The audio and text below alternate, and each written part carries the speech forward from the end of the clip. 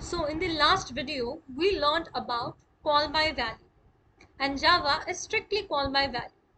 But sometimes references are also passed in methods, but in a way that it is also call by value.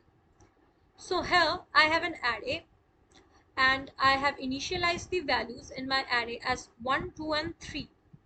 And then I will try to print those values in my array and then simply a line break.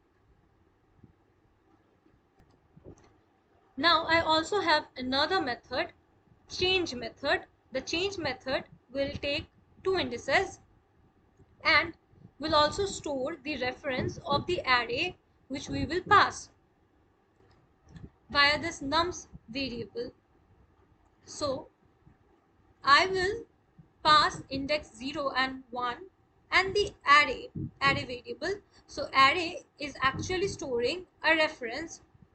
So this reference will get copied into this reference variable. So whatever reference array is storing, ARR is storing, the same reference will be stored by nums as well.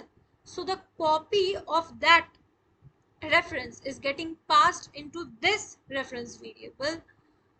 So since the reference is same, both are pointing to the same memory location. So whatever changes will be made here will also be reflected in the main method, because whatever reference is this reference variable pointing to, the same memory location is also being pointed by this reference variable, ARR variable. But the thing is, the memory location which ARR is storing is getting copied into this reference variable. That's why we say it as call by value. But the thing is, what is getting copied? The reference is getting copied in this case.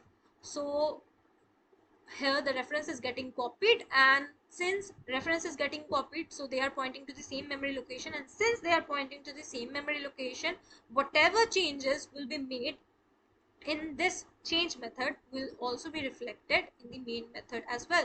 So initially my values were 1, 2 and 3, and right now I am swapping the values at index 0 and index 1, and since the same will be reflected here as well, so right now the output should be 2, 1 and 3. Then let us run and see that. So initially the values are 1, 2 and 3. Now the values are 2, 1 and 3.